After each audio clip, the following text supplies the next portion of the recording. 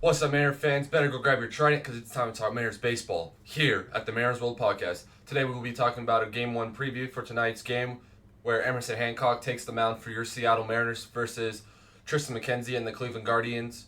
And then we'll be also doing previews for Game 2 and Game 3, and we'll be talking about key factors for the Mariners to win this series. Alright, for Game 1, we have Emerson Hancock taking the mound versus Tristan McKenzie. Should be hopefully we have Mitch Garver back today, playing the DH role. Mitch Haniger could be receiving a day off today or tomorrow after playing all 4 games, so we know he needs a day off. It is a righty, Tristan McKenzie. We do know Tristan McKenzie when he's on a roll, he's on a roll, just like Kirby and Gilbert and everyone else. So if we could get Emerson Hancock to go at least 5 innings, keep us in the game. I'm going to quote Mariner Mojo. They did, in fact, say if Emerson Hancock could give us a Marco Gonzalez start, that'll be fine just as long as he just keeps us in the game. That's all that matters. Offensive bats need to be clicking today. From top to bottom, from JP, Julio got to be better. Mitch Haniger keeps coming up clutch. Josh Rojas keeps hitting the way he was hitting the last 2 games he's played. He's been a key factor for us against that Boston series, even though we did split the series 2-2. Farewell also could be 1-3 just as last year due to the poor strikeout rate. But if it wasn't for our pitching, then definitely would be 1-3 minus the bats coming up clutch in Game 3 Saturday night. Emerson Hancock on the mound, we do know he's only had a limited amount of MLB experience because he got, I believe, 2 starts last season before going on the IL due to his shoulder. So Emerson Hancock last year had a 4.50 ERA, only had 6 strikeouts with a 133 whip, so we do know he's not this elite pitcher, definitely. So, I mean, as long as we could get his best tonight, keeps in the game to keep the red-hot Cleveland Guardians. I mean, offensive bats look good, but again, you also got to play the factor that they did face against a poor pitching staff of the Oakland Athletics down in Oakland.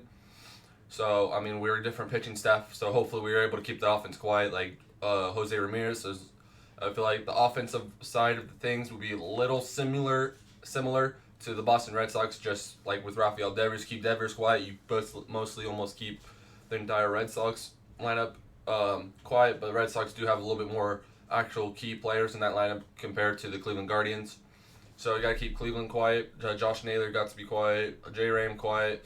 And we could hopefully win the game. All offensive bats, we just got to be not taking pitchers in the strike zone like we did all 4 games against Boston. All right, so for my prediction for today's lineup, obviously, is going to be JP leading off, as always. Julio batting second. Polanco batting third, playing the second base role. Mitch Hanger / Garver, whoever's in today, playing DH. So I think we'll see a similar lineup actually to yesterday's game. Is what I believe, just minus obviously Sebi Savalas will not be playing. It'll be Cal Riley back in the playing catcher tonight. But again, we just got to attack Tristan McKenzie. Don't let him get in a groove, because if he gets in a groove, then we also seen in the last series against Boston when we let their starting pitchers get in a groove, we just weren't able to figure things out until late in the innings, or if not, just not at all, and we take the loss. So we got to attack Tristan McKenzie strong for tonight versus him. I believe Tristan McKenzie.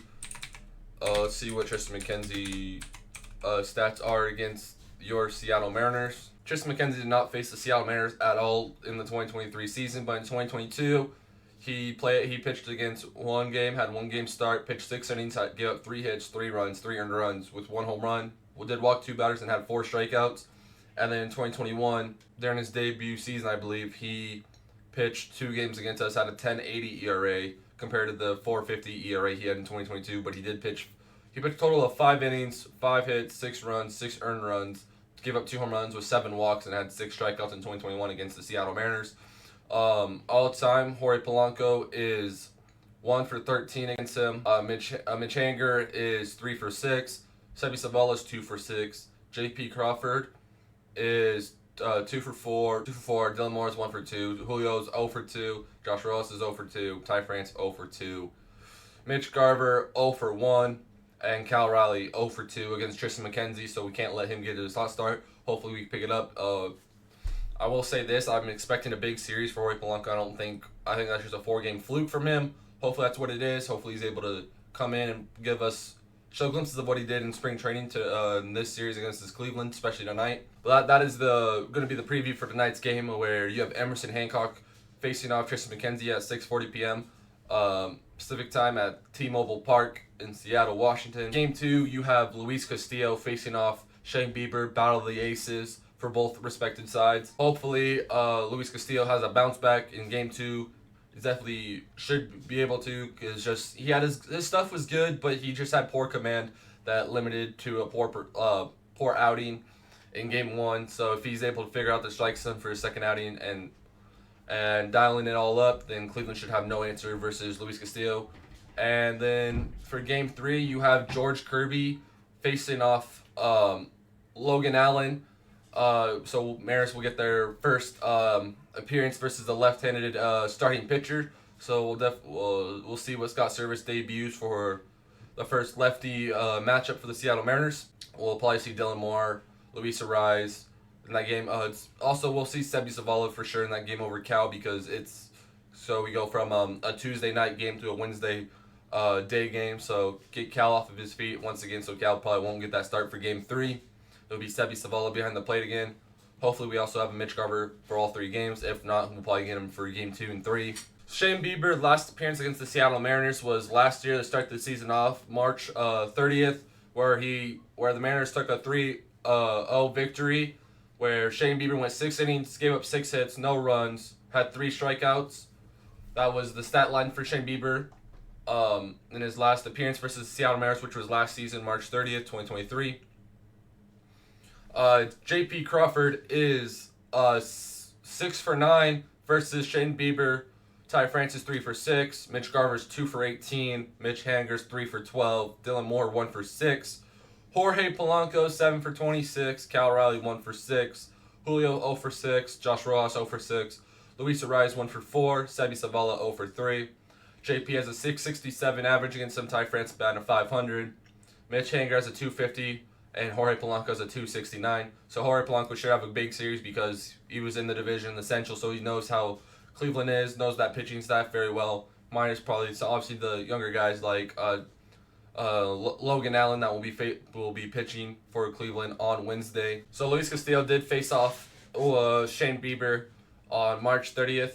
I believe that was opening day of last season, where obviously once again Mariners took a 3-0 victory. Luis Castillo in that game went 6 innings, gave up only 1 hit, and finished the game with 6 strikeouts.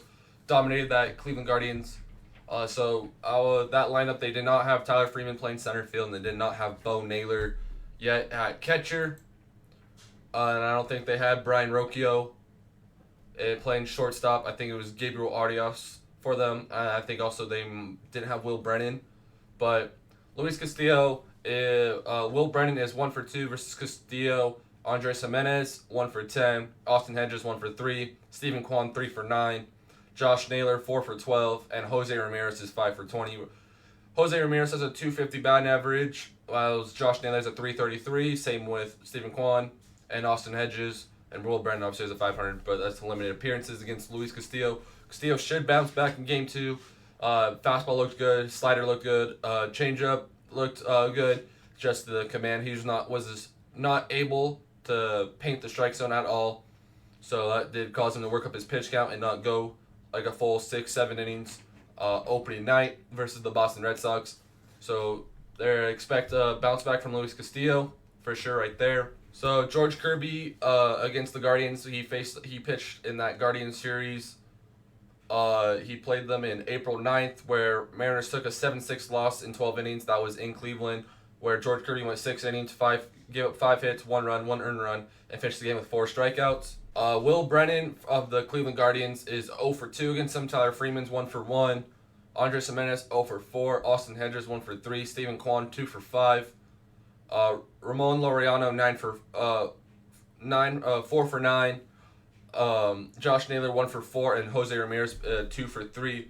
So some little decent good numbers, but definitely a lot of limited appearances for the Cleveland Guardians bats versus. Obviously, the most obvious is that Mariners should have the pitching edge over them. 2 out of 3 games. We'll see what Emerson Hancock is able to give us tonight. So hopefully he's able to give us 5 innings. Maybe surprise everyone, go 6 innings if possible.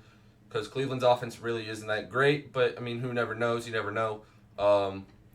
Shout out to Stephen Vogt. He makes his return back to Seattle after getting the managerial job for the Cleveland Guardians this offseason. So he makes his return to Seattle. Be a cool welcome back for him after a 1 year stint of being the bullpen coach for us. We're going to move to the final topic, key factors for the series. I think key factors is Jorge Polanco. I think he'll be a key factor because he knows the Guardians. He played in the AL Central for all of his career until this year. So he should be able to do well. I think a key factor will be if Mitch Garver returns. I think another key factor is we need Cal. So we need Cal to be able to put the ball in play, not a lot of soft contact. So if Cal could heat up, put the ball in play, and then Rojas stays hot, will be another one. But I think the major ones is just can Kirby copy off of his success versus Boston and dominate the Guardians, and can Luis Castillo bounce back? So I think let me redo this real quick.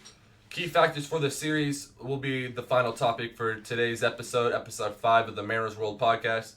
For tonight's key factors, Hancock goes 5-6 innings. Hopefully he's able to keep the Guardians quiet. If he gives up 1-2 runs, that's fine. Offensive bats, we limit the strikeouts. I think that's going to be a big key factor for today. Don't let Tristan McKenzie get in a roll, because if he gets in a roll, it might be game over for us, unless we're able to attack the bullpen. You never know, especially when you have Emmanuel Clase in the back end of that bullpen for Cleveland.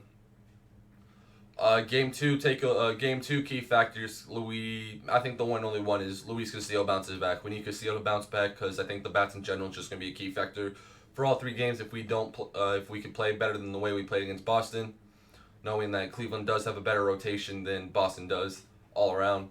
So game 2 major key factors: can Castillo bounce back and keep the Cleveland Guardians offense quiet? And then game 3, can Kirby, and then once again, game 3 key factor is, can George Kirby maintain his performance that he had game 2 versus the Boston Red Sox, where he went 6 2/3 without allowing a single run, shutout baseball. But that's going to be a wrap up here at the Mariners World Podcast, episode 5 here on April Fool's Day, April 1st.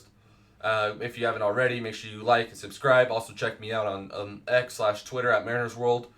If you want to see updates for the podcast or just see more Mariner tweets, I'll be responding to people, whatever you guys want. Always go check it out.